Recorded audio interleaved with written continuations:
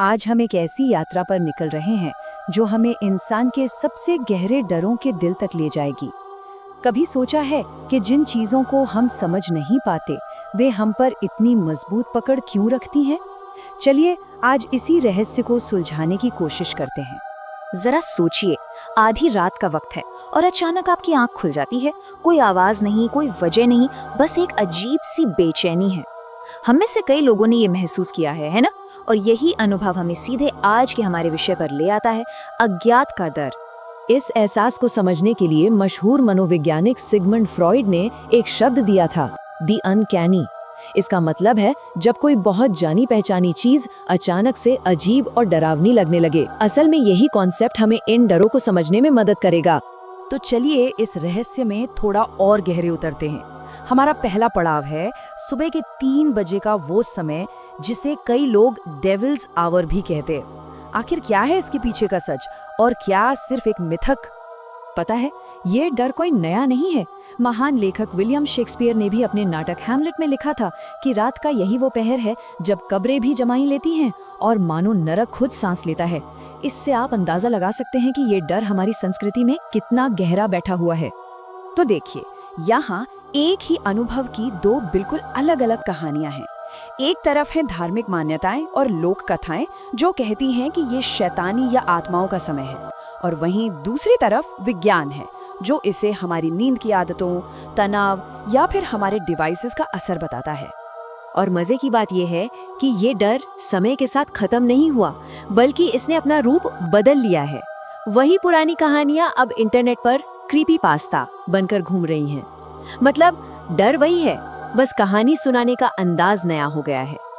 अब बात करते हैं एक ऐसे डर की जो बाहर से नहीं बल्कि हमारे अंदर से ही पैदा होता है, और वो है अपने ही हमशक्ल से मिलने का डर।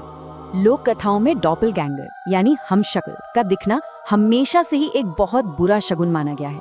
ऐसा माना जाता था कि ये मौत की एक अलौकिक चेतावनी है।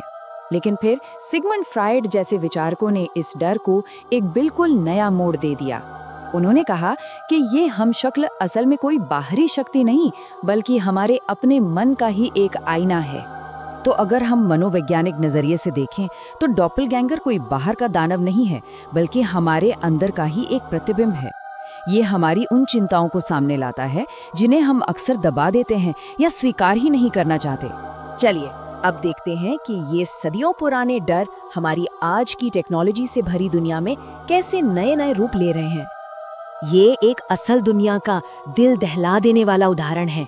सोचिए, 2021 में फ्लोरिडा में एक बिल्डिंग गिर गई और उसके बाद एक परिवार को मलबे में दबे अपने दादा दादी के लैंडलाइन फोन से 1-2 नहीं बल्कि 16 कॉल्स आए।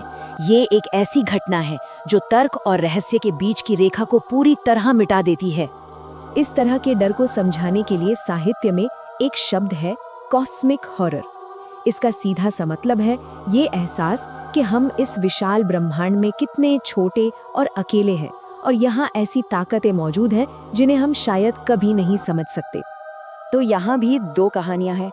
एक तरफ है वो अनजाना डर जिसका कोई जवाब नहीं है, और दूसरी तरफ है एक बहुत ही ठंडी तकनीकी सच्चाई, हैकर्स और नेटवर्क की कमजोरियां। और सच कहूं तो शायद ये जानना कि कोई जानबूझकर ऐसा कर सकता है और भी ज्यादा डरावना है। और आखिर में हम एक ऐसी जगह की बात करेंगे जो खुद डर का एक बड़ा स्रोत बन गई है। यहाँ हम ऑनलाइन फैली कहानियों का सामना करेंगे जमीनी हकीकत से। आजकल इंटरनेट पर, खासकर टिकटॉक पर, अपैलेचियन पहाड़ों के बारे में डरावनी कहानियों की जैसे बाढ़ आ गई है। प्राचीन जीव, जंगलों में रहस्यमयी फुसफुसाहटें और एक ऐसा डर जो कहते हैं इन पहाड़ों जितना ही पुराना है। लेकिन जब आप वहाँ रहने वाले लोगों से बात करते हैं ना, तो एक बिल्कुल अलग ही सच्चाई सामने आती है। उनके लिए असली डर किसी राक्षस का नहीं बल्कि जंगल में खो जाने का, जहरीले सांपों का या फिर दूसरे इंसानों का है। और ये बात इस एक अनुभव से बिल्कुल साफ हो जाती है। सबसे भयानक राक्षस अक्सर इंसान ही होता है। ये एक ऐसी सच्चाई है जो किसी भी कहानी से कहीं ज्यादा डरावनी है। तो इन सभी अलग अलग तरह के डरों को देखने के बाद सवाल ये उठता है कि इसका मतलब क्या है? हम इन कहानियों की तरफ इतने खिंचते क्यों हैं? तो बात दरअसल ये है, कहानियां सुनाना डर से निपटने का हमारा सदियों पुराना तरीका है। जब हम किसी चीज को समझ नहीं पाते तो हम उसे एक कहानी का रूप दे देते हैं। ये उस अनजाने को काबू में करने की हमारी एक कोशिश है। कहानी कहने का तरीका भले ही बदलता रहा हो, लेकिन हमारी जो मूल प्रवृत्ति है वो वही है। चाहे वो कोई पुरानी धार्मिक कथा हो, कोई उपन्यास हो या आज का कोई इंटरनेट मीम, हम हमेशा से ही उस अनजाने को समझने की कोशिश करते आए हैं। और ये हमें एक आखिरी और बहुत ज़रूरी सवाल पर छोड़ जाता है। जैसे जैसे हमारी टेक्नोलॉजी आगे बढ़ रही है, हमारे डर भी बदल रहे हैं। तो आज एआई और डीप फेक की दुनिया में हमारा अगला सबसे बड़ा डर कैसा दिखेगा? क्या वो एक ऐसा डिजिटल हमशक्ल होगा जिसे हम असली से अलग पहचान भी नहीं पाएंगे? इस पर जरूर सोचिएगा।